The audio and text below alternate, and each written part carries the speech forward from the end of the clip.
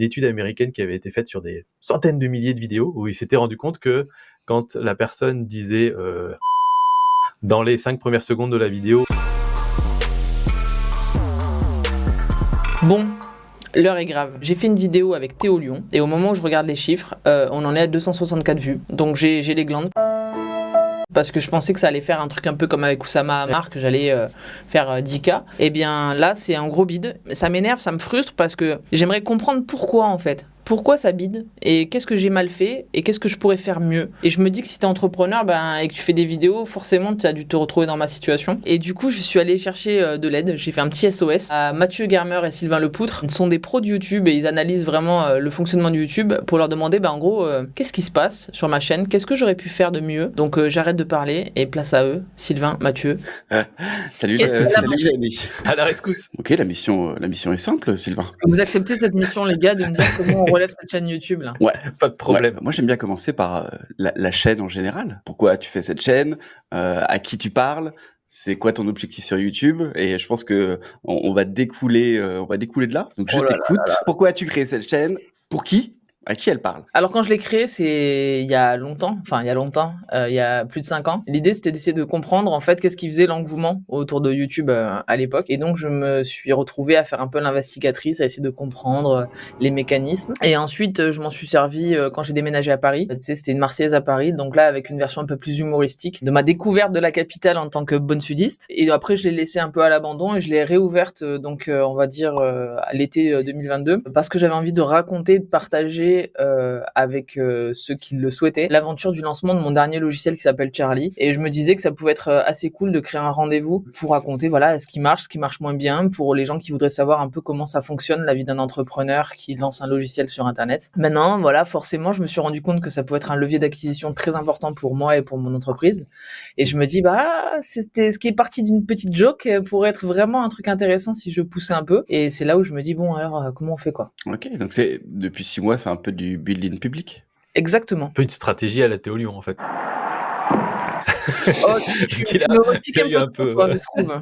Je trouve que tu appuies un petit peu sur ce qui fait mal, là. Cela dit, j'ai analysé aussi sa chaîne et ça a mis pas mal de temps à démarrer. Donc tu es peut-être sur une trajectoire à la Théo Lyon, mais juste une année derrière. Ce qui est intéressant en fait, c'est que c'est du personal branding, mais qui porte pas vraiment son nom. C'est-à-dire que toi, au début, tu te dis, je fais des vidéos parce que ça me fait marrer et je veux juste documenter un peu ma vie. Ensuite, on est plus sur la marque de ta boîte, c'est-à-dire le petit rendez-vous pour la communauté, pour voir un petit peu comment ça avance, comment ça progresse. Mais pour l'instant, tu t'es pas encore vraiment posé la question de la valeur que tu pouvais apporter à ton audience. Qu'est-ce que quelqu'un qui s'abonne à Mélanie Pain s'attend à avoir comme valeur à chaque nouvelle vidéo? Pour l'instant, je l'ai pas ressenti encore cet élément-là. Tu peux nous dire un petit peu? En fait, moi, je me disais que chacun dans son coin, quand t'entreprends, t'es un peu seul et t'oses pas forcément toujours pousser les portes et aller demander de l'aide dans les domaines où tu pêches un peu. Et moi, je me disais que le fait de documenter et de faire venir des gens dans ma chaîne pour parler de sujets sur lesquels moi, ça va m'aider à avancer, par exemple. Quand je fais venir, par exemple, Nina Ramen qui parle de copywriting et comment faire une page de vente qui cartonne, je me dis que moi, j'ai cette question-là, mais probablement d'autres entrepreneurs sont bloqués à un moment donné et ont compris que leur page de vente, il faut la faire évoluer. Et je me dis qu'en prenant Charlie comme sujet d'étude et en faisant venir des gens qui ont une expertise sur ces sujets, j'apporte de la valeur en fait aux gens qui regardent en se disant tiens, moi je pourrais aussi mettre ça en place chez moi. Donc en gros, j'essaie d'avancer mes problèmes, je les partage publiquement pour aider ceux qui rencontrent le même problème à peut-être avoir des éléments de réponse ou à les creuser dans le sens de ce que m'apportent aussi les gens que je rencontre. Ok, c'est un petit peu la réponse que je craignais. Ouais. on sort souvent cette réponse de je pense que partager ce que je fais, ça peut aider des gens qui pourraient se reconnaître dedans. On n'a pas encore basculé dans le côté quelle est ma conviction profonde à faire tout ça et comment je peux emmener les gens à faire la même chose. C'est-à-dire que pour l'instant, c'est encore je fais des erreurs, je fais des trucs bien et je pense que les gens peuvent apprendre. De ce que j'entends moi derrière, c'est qu'il y a la notion peut-être de s'entourer des meilleurs, le côté ne pas hésiter à aller contacter des gens qui sont peut-être au-delà de vos cercles en vous disant que peut-être ils peuvent vous apporter beaucoup, même parfois gratuitement si vous êtes un peu malin. Et peut-être que du coup, tu as une ligne éditoriale qui se construit un petit peu autour de ça. Et du coup, ça donnera des idées de vidéos autres que juste documenter ton entreprise entre guillemets. Est-ce que c'est un petit peu dans cette direction-là ou je me trompe complètement? Bah, si je pouvais me permettre de faire que du fast cam là, et raconter ma vie et que ça suffise, à faire plaisir à tout le monde, peut-être que j'aurais pas forcément besoin d'aller chercher aussi, tous ces gens-là. Aujourd'hui, c'est aussi pour amener de la crédibilité à mon aventure et pour fédérer, que je vais chercher aussi des gens qui ont une légitimité dans certains sujets. C'est la social proof que j'applique en fait à mes vidéos en allant chercher des gens qui viennent témoigner aussi. Ça rejoint aussi un peu mon business, quoi. Bah, pour moi, on a deux formats qui s'entrechoquent un petit peu sur ta chaîne. De ce que j'ai pu voir, comme tu l'as dit, tu as relancé ta chaîne sur un format un petit peu personal branding où tu te mets toi et tu parles du fast cam et tu racontes ton parcours avec plusieurs vidéos vraiment très précises. Et en fait, alors gentiment, je vais te le dire. Non, Je mais tu pense peux que y aller, moi j'ai rien à cacher, vas-y. je pense que tu t'es fait avoir par la vidéo avec Oussama. Ouais. Oussama est une machine à vue. On va pas se le cacher. Oussama, tu le mets sur une miniature, ça fonctionne. Et ta vidéo avec Oussama, qui a été une des premières vidéos un peu d'interview avec Oussama, t'es arrivé à 11 000 vues et tu t'es dit ça sent la machine à vue. Ça y est, c'est comme ça que je vais faire des vues. Et en fait, tu as continué à faire un peu du fast cam et tu t'es dit je vais inviter des gens avec une grosse notoriété pour faire grossir la chaîne. Dans le concept, oui. Dans la réalité, le problème, c'est qu'on sait pas trop si tu es une chaîne où tu interviews que des personnes connues et en même temps, tu racontes ton parcours. Les gens, surtout quand on commence une chaîne YouTube, c'est bête et méchant. Ils viennent pour plus ou moins un concept et ils reviennent si leur concept leur plaît. Là, aujourd'hui, tu as des vidéos qui font 5 minutes. Tu as une interview de Oussama qui fait 11 minutes et après, on va passer sur des interviews de 30, 40 minutes. Ce que propose ta chaîne, c'est pas clair. C'est soit on suit Mélanie dans son parcours, dans ses erreurs et dans ses succès, soit on suit Mélanie qui interviewe des personnes notables dans le marketing. En fait, c'est un peu comme ça, moi, que je le sens. Tout est un peu mélangé dans ta chaîne. Bon, c'est bien, c'est vraiment pour ça en plus qu'aujourd'hui je voulais qu'on ait cette vidéo et qu'on fasse cette vidéo ensemble. Justement, c'était pour essayer de comprendre les axes d'amélioration et comment orienter pour que ça fonctionne. Donc effectivement, si on peut recadrer, c'est peut-être le bon moment pour faire les choses mieux. Donc surtout que t'as quand même des super guests. Donc tu pratiques un truc qu'on appelle le vol d'autorité, c'est-à-dire je vais essayer de jouer sur des personnes un petit peu connues pour amener des vues sur des vidéos de ta chaîne. Ce qui est super intéressant. Mais pourquoi on t'embête depuis tout à l'heure sur la stratégie de contenu depuis le début et pourquoi on n'est pas encore sur la vidéo de Théo? C'est que en fait, même si la vidéo de Théo Lyon avait fait 10 000 vues comme celle d'Oussama, probablement que tu n'aurais pas plus de gens qui continueraient de suivre ta chaîne en fait, parce que ils seraient venus pour Théo Lyon, ils auraient appris des trucs, ils auraient dit super, très bien, je m'en vais. Parce que en sous-jacent, on comprend pas ce que nous on va y gagner.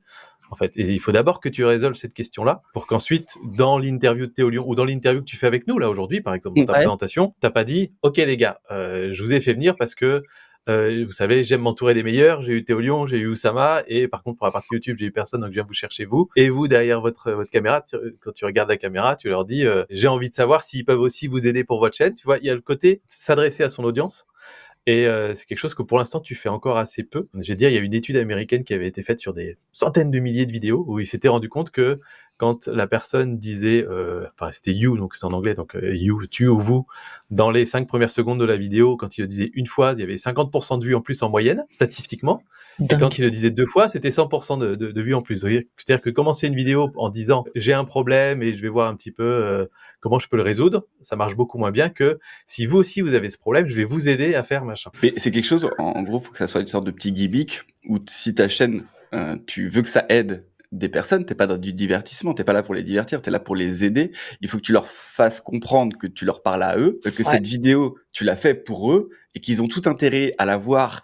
Et donc, et c'est ce que disait un petit peu Sylvain, et donc de comprendre quel est l'intérêt de s'abonner à ta chaîne. Parce que souvent, c'est ça la finalité. C'est d'avoir des personnes qui reviennent. Il faut que la personne se dise, OK, j'ai vu l'interview avec Théo Lyon, avec Oussama, et à chaque fois, Mélanie me dit que c'est important que je regarde cette vidéo pour mon aventure à moi en tant qu'entrepreneur. Ça l'aide elle, mais ça m'aide moi aussi. Je viens pour Théo Lyon, mais je vais rester parce que Mélanie, elle invite que des personnes qui peuvent m'aider. Et à chaque fois, elle me le dit. Elle me dit en début de vidéo, quand elle pose des questions à l'intervenant, elle me met en scène. J'ai vu la vidéo avec Théo Lyon. En plein milieu, tu pourrais par exemple des fois résumer ce que dit Théo Lion en 2-3 phrases pour vous dire, voilà, écoutez bien ce qu'a dit Théo Lion, vous devez faire comme ça, vous devez aller là, vous devez faire ça. Et en fait, c'est pour ça que les personnes vont rester. Elles vont pas s'abonner pour Théo Lion, elles vont s'abonner parce que l'audience va comprendre que tes prochaines vidéos, ça va aussi les aider sur un domaine particulier. Je pense avoir pigé le truc. En fait, ce que vous êtes en train de me dire, c'est que je pense, moi, que ce que je vis en tant qu'entrepreneur puisse aider les autres, c'est une chose. Mais que je le verbalise et que je dise, voilà, moi, je suis entrepreneur et je vis des galères. Et je pense que ces galères, tu les vis toi aussi. Et si tu les vis, ben, je te propose qu'on aille ensemble essayer de trouver des solutions. Ça résoudra mon problème, ça pourra probablement résoudre le tien en même temps. Et donc, si j'ai décidé d'aller voir un tel, c'est parce que je pense que lui peut m'aider, peut nous aider ensemble à passer cette étape-là. Ouais, il y a une notion de prendre des raccourcis un peu, si tu veux, d'aller un peu plus vite dans le développement de sa boîte, de moins faire certaines erreurs, s'entourer des bonnes personnes, tu vois, il y a un peu cette notion-là, j'ai l'impression quand même. Tu sais, on dit toujours le parcours d'entrepreneur, faut se préparer pour le long cours, quoi, c'est un peu un marathon. Ouais, c'est un Bah, marathon. toi, tu dis, moi, je veux bien courir un marathon, mais je vais quand même prendre le taxi pour faire les 20 premiers kilomètres, quoi. Donc, C'est ça. tu vois, il y a ce côté-là. Après, je pense que j'ai aussi, et là c'est un problème d'humilité, je pense, et du syndrome un peu de l'imposteur. Je pense que je peux aider des gens sur certains sujets, parce que en 18 ans d'entrepreneuriat, autant vous dire que j'en ai vu passer pas mal de choses. Mais pour l'instant, j'ai du mal à me positionner dans le rôle d'expert, entre guillemets, ou dans le rôle de... Donc je vais m'appuyer sur d'autres, et je me dis qu'en intervenant avec d'autres, ça apporte cette crédibilité-là. Mais c'est vrai que j'ai un peu du mal à assumer potentiellement le fait que je puisse aider directement des gens. Mais il faut pas que tu te positionnes en experte, en fait. Au contraire, surtout dans une stratégie building public, tu dois te positionner en aventurière, en exploratrice, qui découvre en même temps que ton audience, et surtout qui documente et qui partage. Ça va être ça la force de ce type de chaîne, c'est de dire, bah, je fais des erreurs, je vais me renseigner pour moi et pour vous auprès d'autres personnes. Ou, à la limite, je fais de la vidéo face cam, pleine de sincérité, où j'explique j'ai merdé, j'ai réussi, et voilà ce que je vais faire, et voilà ce que tu devrais aussi essayer de faire, parce que tu es pas dans la position où je donne des conseils parce que ça fait 15 ans que j'ai une boîte qui vaut 1 million. Non, tu construis quelque chose, et ton audience aussi construit quelque chose. Je vois ce que vous voulez dire. Il y a un côté aussi motivation que j'aime bien. Je sais que les entrepreneurs sont souvent seuls face à certaines questions, et beaucoup de gens se plaignent justement de la solitude de l'entrepreneur quand tu es seul face à des décisions. Vous avez la chance, vous avez des associés. Bon, moi aussi, j'ai la chance d'avoir des associés. Dans tous les cas, à des moments, en tant qu'entrepreneur, tu te sens seul et t'as pas forcément l'interlocuteur sous le coude à qui tu vas pouvoir raconter tes problèmes. Et je pense aussi que le fait de justement montrer que voilà, on peut avoir une entreprise, avoir des difficultés, raconter aussi justement les rencontres assez inattendues, des choses, ça peut aussi avoir un impact sur la motivation de certains. Et je pense que moi, ça m'aurait aidé s'il y avait eu à l'époque des chaînes YouTube qui parlaient d'entrepreneuriat dans ce sens-là. Tu vois, ça fait des très bons sujets de vidéos, ça, en face cam. En t'entendant parler, j'ai même pensé à d'autres vidéos. En fait, c'est un sujet qu'on a abordé la dernière fois qu'on a parlé tous les trois, qui pourrait être intéressant. C'est une question qu'on t'a posée, c'est comment tu arrives à avoir des personnes aussi connues en interview, où tu expliques en gros comment tu fais et comment quelqu'un qui débute dans l'entrepreneuriat peut lui aussi atteindre des personnes et discuter avec des personnes plus grosses, en tout cas en termes de visibilité. Ok. J'aime bien Je penser à vois. plein de vidéos quand on parle. C'est bien, le tout c'est que tu m'envoies une liste après, hein, comme ça, moi. Mais bien sûr, t'inquiète, hein, on facture tout ça après. Aïe, aïe, aïe. Non, mais c'est une gymnastique, ça va venir. Ok, bon, alors déjà, si je résume là, pour que vous suivez avec moi, on est d'accord? On est tous ensemble, on a compris on est tous ensemble dans le même bateau. Donc de 1, il faut que je vous parle directement, c'est-à-dire qu'il faut que je vous explique pourquoi je fais ça à chaque fois, et que je vous embarque avec moi en vous disant, en fait, je fais ça pas ça juste pour moi, je le fais pour vous, parce que je pense que ça peut vous aider si vous rencontrez le même problème que moi. Donc ça, c'est la première leçon. La deuxième, c'est qu'il faut que j'assume ce côté exploratrice, et j'explore avec vous et pour vous. Syndrome de l'imposteur, on le met de côté, on s'en tape, on est d'accord. Oui. Si je suis là, c'est pas pour rien. Donc je me pose plus trop la question de l'expertise ou pas expertise, et je capitalise sur le fait que si je vous partage ça aussi, c'est pour que vous vous sentiez moins seul et que je me sente moins seul aussi, parce que tous ensemble, en fait, en partageant nos aventures, ça fait que le quotidien de l'entrepreneur est un peu plus léger, quoi. Alors, je rajouterais même en 1, trouver la phrase, la valeur de ta chaîne. Alors on va la chercher ensemble, on va la trouver. Sur ton bandeau Ouais. de YouTube, c'est écrit « Je raconte ma vie d'entrepreneur ». Il manque quelque chose, c'est pourquoi ? Pourquoi ? Pour qui ? Quelle est la promesse de ta chaîne ? Et en fait, pour moi, une fois que tu auras bien mis cette valeur et que tu l'auras bien intégrée, après tout le reste va découler. Mais il faut qu'à chaque fois, cette valeur, on la retrouve dans toutes tes vidéos et dans tous tes sujets. Et si toi, tu arrives à verbaliser cette valeur, forcément, ton audience va la comprendre. C'est un truc très bête, hein. Moi, je suis pas entrepreneur depuis 15 ans par rapport à toi. Moi, ça fait que 4 ans. Mais c'était un truc que j'ai tout de suite travaillé. C'était comment expliquer ce que je fais en 2 phrases. Quand tu demandes à quelqu'un qu'est-ce que tu fais, c'est quoi ton taf, c'est quoi ta proposition de valeur, dès que ça commence à partir dans 3, 4, 5, 6 phrases, c'est que c'est déjà mauvais. Parce que il a déjà du mal à expliquer ce qu'il fait. Comment veux-tu que ta cible comprenne ce que tu fais si même toi, tu as du mal à l'expliquer? En fait, c'est juste du branding. Ça paraît simple, hein, mais du branding, c'est complexe, en fait, en vrai, parce qu'on met de nous dedans, surtout quand tu fais du personal branding comme ça. Mais ce qui est en plus, encore plus compliqué, c'est que le branding d'une chaîne YouTube est pas forcément le même que celui de la marque ou de l'entreprise qu'il y a derrière. Alors, dans ton cas, comme on est sur du personal branding, c'est évident que c'est pas le même, mais quand on a une chaîne d'entreprise, nous, on accompagne les boîtes et on les aide à se dire, non, mais, attention, c'est pas la même cible, c'est pas le même branding que sur votre site web ou sur votre compte Instagram. Alors, un truc qui peut être assez simple pour trouver ta baseline, t'as 2 façons de le faire. T'as la façon, on va dire niveau 1, qui est plutôt descriptive, où tu vas dire par exemple, j'interview des entrepreneurs inspirants, un truc comme ça. Alors c'est descriptif, là c'est un peu naze, mais voilà, descriptif. Et l'autre qui est plus puissante, c'est celle où en fait tu prends un credo, c'est-à-dire ce en quoi tu crois, ce qui te drive. Et là en fait, si tu veux, ça te permet d'être beaucoup plus libre de façon éditoriale par la suite, parce que quand tu es descriptif et que tu dis par exemple interview et tuto d'outils d'entrepreneur, bon bah t'es un petit peu limité à ça quoi. Ouais. Et c'est à moi de deviner ce que tes interviews et tes tutos vont m'apporter. Alors que si tu as un credo du genre parce que un entrepreneur qui sait s'entourer, c'est un entrepreneur qui va 10 fois plus vite, ça c'est ton credo. Si on se reconnaît là-dedans, on peut te suivre dans toutes tes aventures. Ah, vois ok, je pige. Si on se dit mais oui, mais ça me parle, je suis pareil. Quand il réfléchit, les communautés qui sont les plus soudées, en ligne, dans le monde réel, c'est des communautés qui se forment autour d'un credo, autour d'une croyance commune, et pas autour juste d'un centre d'intérêt commun ou d'une thématique commune. Ouais, il faut que ça Et aille ça, c'est un truc au-delà, qui en fait, est du fondamental. sujet. Ouais. C'est pourquoi, en fait, moi, je pensais que voilà, l'idée, c'est de créer un rendez-vous, donc voilà, tous les lundis à 18h42. Bah, ce rendez-vous-là, pourquoi il faut que tu viennes le lundi à 18h42 regarder cette vidéo? Qu'est-ce qui va faire que tu auras envie et que tu vas l'attendre, en fait, cette vidéo? Ouais. Donc, en résumé, il faut que je vous parle plus, que j'explique plutôt pourquoi bah, je fais ça, en fait, et vous expliquer où j'en suis moi à ce moment-là et pourquoi je pense que vous pouvez rencontrer ce même problème-là et pourquoi on va aller chercher telle ou telle personne parce que je pense que c'est celle qui peut nous aider à avancer sur le sujet. Ça, c'est d'un point de vue plus comportemental pendant les vidéos. D'un point de vue purement branding, il faut que je repositionne, que je fasse une bannière qui explique ma démarche avec un motto dans lequel vous pourrez vous reconnaître. Si tu aimes cette vidéo, like et abonne-toi. C'est pas grand chose pour toi, mais pour moi, ça veut dire beaucoup. Et maintenant, t'as dit, Mathieu, tu voulais parler d'un autre sujet. Bah, le sujet, pourquoi on était là à la base. Parce que c'est vrai qu'à la base, on était là pour te roaster. Pourquoi mes vidéos décollent pas? C'est important d'analyser l'ensemble et pas d'analyser une vidéo. Une vidéo toute seule, oui, on pourrait dire plein de choses, mais tant qu'on n'a pas le reste, la stratégie globale, bah, ça servait à rien d'analyser tout de suite la vidéo. Maintenant qu'on a bien parlé pour nous des problèmes de ta chaîne, ça va être beaucoup plus facile, et même pour toi, de comprendre le pourquoi ta vidéo n'a pas fonctionné ou n'a pas assez fonctionné. Pour commencer sur la vidéo, je vais te dire exactement la même chose que sur ta chaîne. Ta vidéo s'adresse à qui? Ah, tu vois, hein, Non, mais c'est logique maintenant. Bah, elle s'adresse aux entrepreneurs qui se posent les questions sur l'année prochaine, comment ils vont devoir gérer les problématiques de création de contenu, de growth. Enfin, c'est des questions que je me pose en fait. Ok. Alors, Donc à tout le monde. c'est ça. Bam, première pique. Allez. Non, mais c'est une question qu'on se pose souvent. Tu as défini ton pourquoi, tu sais ce que tu veux faire avec ta chaîne, etc. Ensuite, souvent, tu définis ta cible. Et une bonne cible ou une bonne niche, si tu veux, c'est la thématique la plus large possible où tu sais que tu peux devenir la meilleure du monde. C'est ça, en gros, ton objectif pour définir une bonne niche. C'est un truc qui va te passionner tellement que tu vas aller beaucoup plus loin que n'importe qui d'autre et tout ça.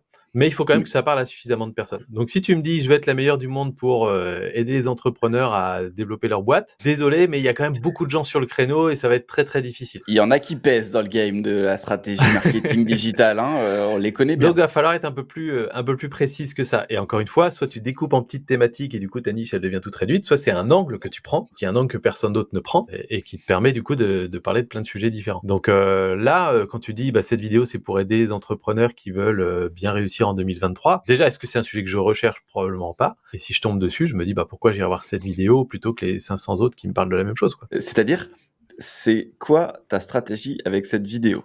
Pour nous, chez VidéoBiz, en tout cas avec Sylvain, il y a plusieurs types de stratégies. Une stratégie très utilisée par certains entrepreneurs qui est la stratégie recherche. Je crée une vidéo par rapport à une recherche que fait ta cible sur YouTube. Donc, est-ce que devenir un entrepreneur incontournable, c'est une recherche que pourrait avoir ta cible? Ouais, je pense pas. Non. Ok.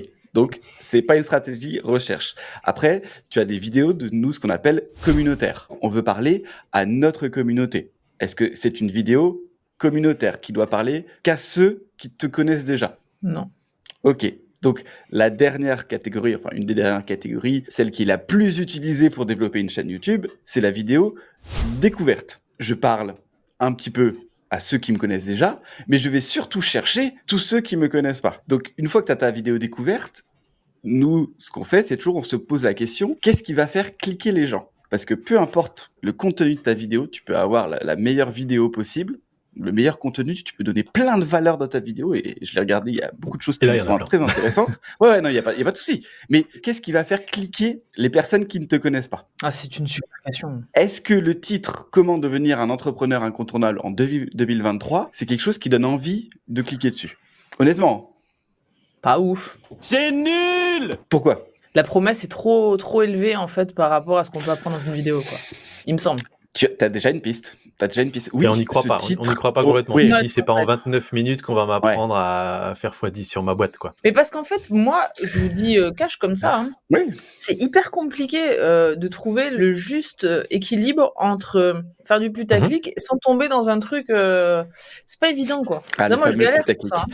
Alors, non, mais alors le putaclic, déjà, il y a un truc qu'il faut qu'on mette de côté. Il y a le putaclic mensonger. Il faut l'éviter à tout prix. Et après, il y a ce qui va attirer les gens où tu vas être un peu borderline. Et là, en fait, ce que j'aime bien dire, c'est que ça dépend de la qualité du contenu derrière. Si tu trouves que le contenu derrière est bon, tu peux te permettre d'aller assez loin dans le fait de tenter les gens. Parce que on a l'habitude de se laisser un peu tenter sur YouTube.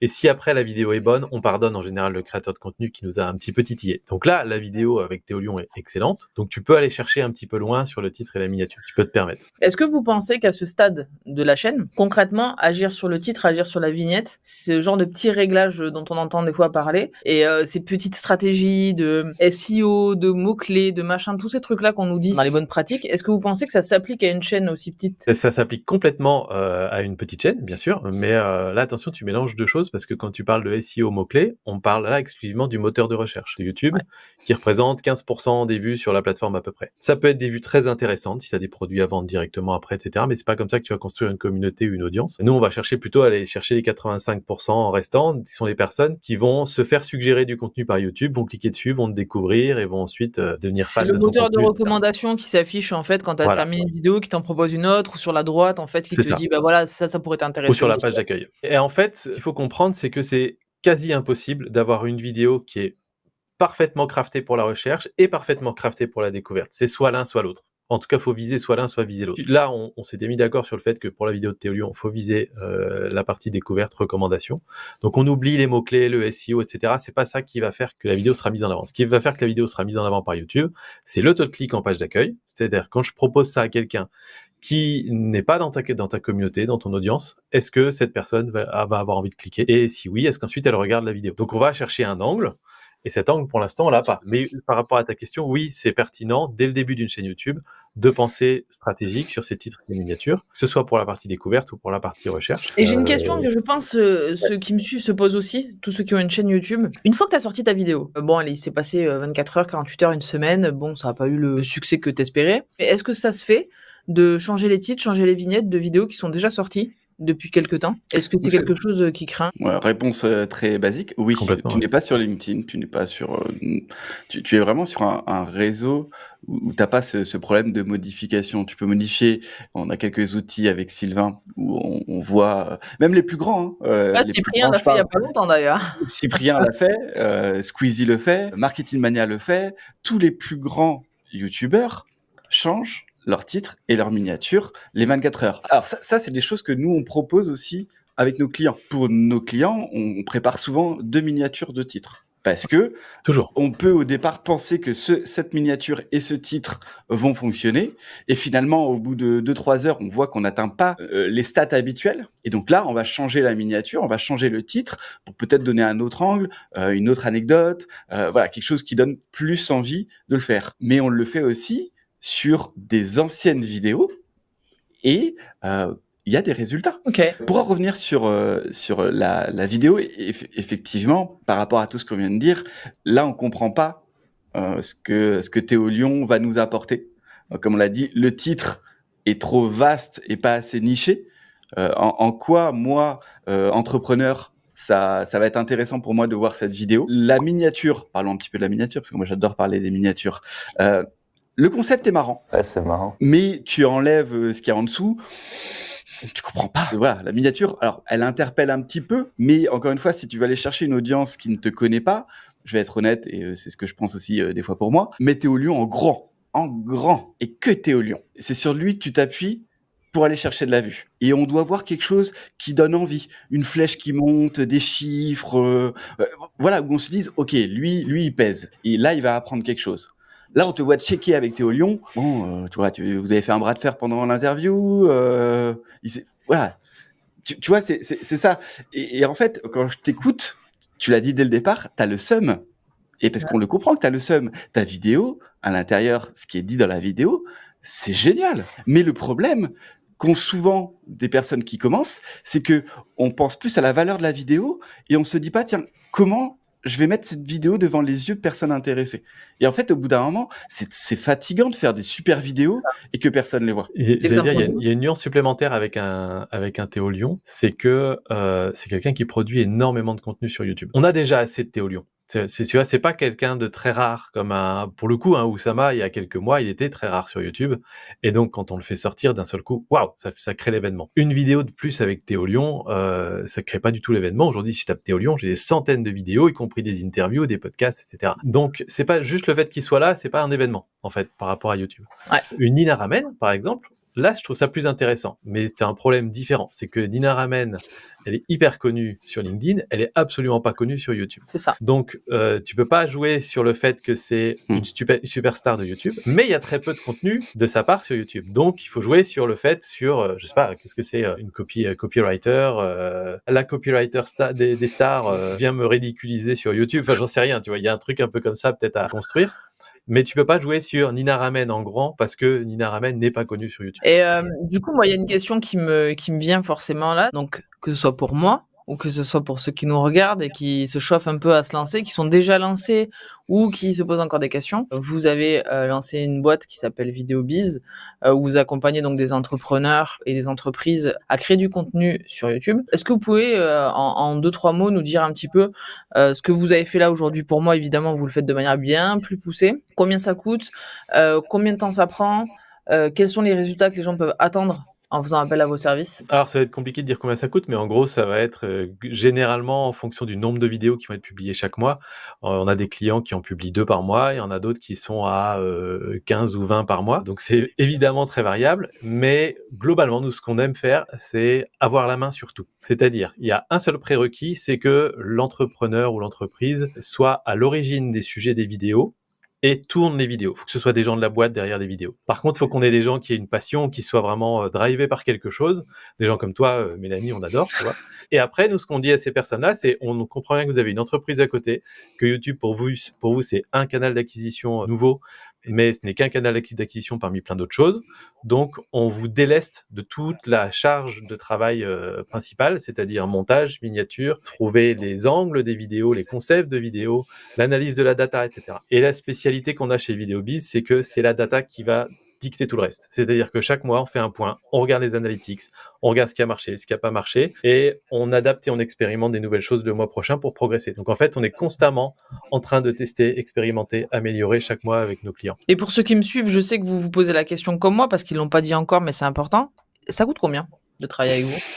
Si je dis pas de bêtises, pour donner un ordre de prix, on va dire que pour quelque chose de basique, qui est la base pour nous, donc la gestion un peu premium, on fait tout, on va pas être en dessous de 1008, 2000 par mois. Quand il y a 2 vidéos, ouais, Ouais. dans cet ordre-là, sinon souvent, on est plutôt entre 3 et 4 3 et 000 4 €. 000, ouais. C'est pareil, hein, on accompagne des entrepreneurs, des entreprises qui ont déjà un business. Attention, Ouais. je préfère qu'on le précise. C'est-à-dire qu'on ne prend pas quelqu'un qui se dit, tiens, j'ai envie de créer un business, je communique nulle part, ma boîte, elle fonctionne pas, je vais me lancer sur YouTube pour créer un business. Non.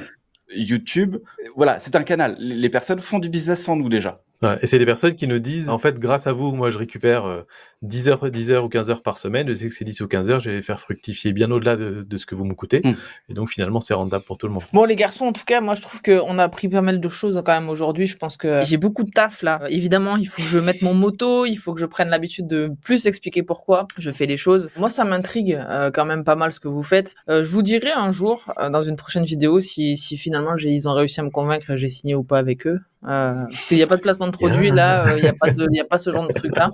Donc moi, ça m'intrigue forcément parce que vous venez appuyer sur un truc qui nous titille à nous. Si on peut faire mieux, moi, j'ai envie d'aller faire mieux. J'ai du mal à me contenter de simplement, voilà, je me dis c'est dommage en fait que cet effort-là et que ça puisse pas profiter en fait à plus de personnes. Par contre, ce qu'il y a de bien, c'est que ça a un haut pouvoir de conviction et c'est en ça que je trouve que c'est aussi c'est en phase en fait avec ce que je fais et mon métier du quotidien. Donc comme je le fais pas assez souvent, Mathieu, je me permets de le faire. Moi, vous savez que j'hésite Charlie pour ceux qui arrivent en cours de route.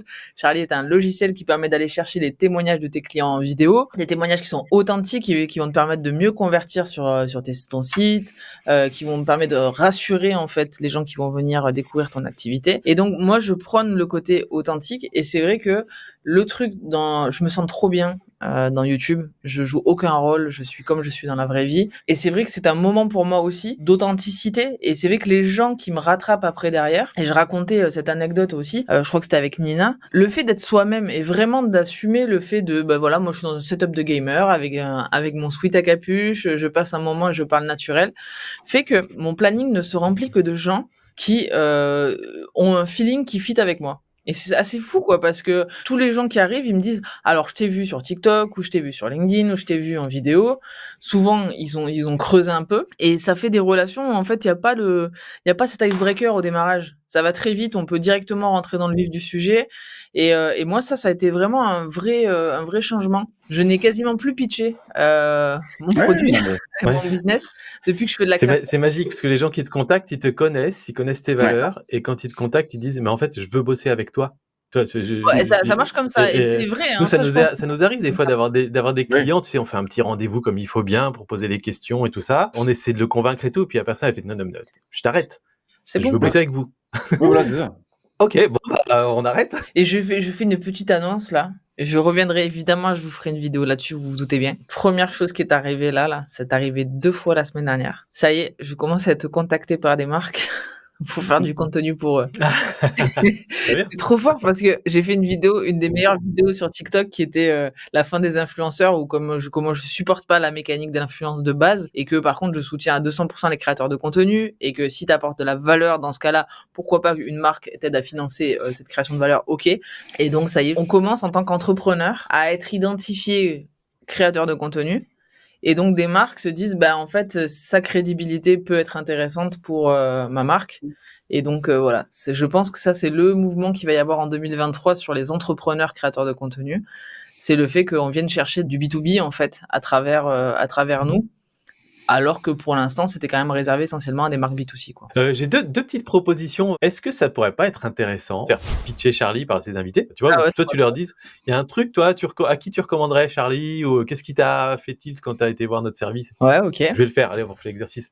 Le truc que j'avais pas saisi au départ et que je trouve super intéressant, c'est à quel point vous avez un process qui fait que quand vous allez envoyer des requêtes à des clients pour qu'ils fassent un témoignage client, ça va être tellement facile qu'ils pourront pas dire non et qu'ils vont le faire, en fait. C'est ça. Alors que nous, de notre côté, quand on envoie des messages, bah, il y en a, on va dire, 1 sur 2 ou 1 sur 3 où on n'a pas le témoignage derrière, juste parce que la personne se dit: «Mais faut que je réfléchisse, faut que je prenne le temps». Là, il y a pas de temps à prendre parce que c'est évident. Et le deuxième truc, c'était, tu te posais la question peut-être de bosser avec nous pour ta chaîne YouTube et tout. Bah, j'aimerais bien, moi, demander à vous, l'audience qui regardez cette chaîne YouTube, est-ce que vous pensez que ça pourrait être une bonne idée? Ou est-ce que vous pensez que non, surtout, il faut que les choses restent telles quelles, un peu artisanales, j'ai envie de dire? Ou est-ce que vous pensez que ça peut être une bonne idée d'essayer de mettre un petit peu les chevaux pour passer à l'étape d'après? Bah, c'est une bonne question, hein. Sans prendre d'action chez eux, est-ce qu'il faut que j'investisse du budget? Oui ou non avec VidéoBiz pour faire décoller la chaîne dans les mois à venir. Donc vous avez à répondre oui ou non dans les commentaires. Mais par contre les gars, n'oubliez pas que c'est moi qui paye quand même. Argumentez derrière si vous pouvez un peu, ça serait cool quoi. En tout cas les gars, merci infiniment d'être venus dans cette vidéo. J'espère que vous avez passé un moment, parce que pour moi c'était vraiment un chouette moment avec vous. Je pense qu'on aura encore plein de choses à explorer ensemble. J'espère que vous, derrière votre caméra, vous avez appris des choses aussi, que ça vous a aidé pour votre business. VidéoBiz, les liens sont dans la description. C'est des gars sympas en vrai, hein. Vous pouvez aller les voir. Vous pouvez aussi aller les voir en leur disant que vous avez vu ma vidéo. Comme ça, au moins, Bien, grave. ça leur permettra de savoir que ça vient d'ici. Carrément. J'espère que ça vous a été utile pour vous. On se retrouve dans tous les cas lundi prochain, 18h42 pour une nouvelle vidéo. Même heure, même endroit. Passez une bonne semaine. Travaillez bien, amusez-vous bien. Ciao!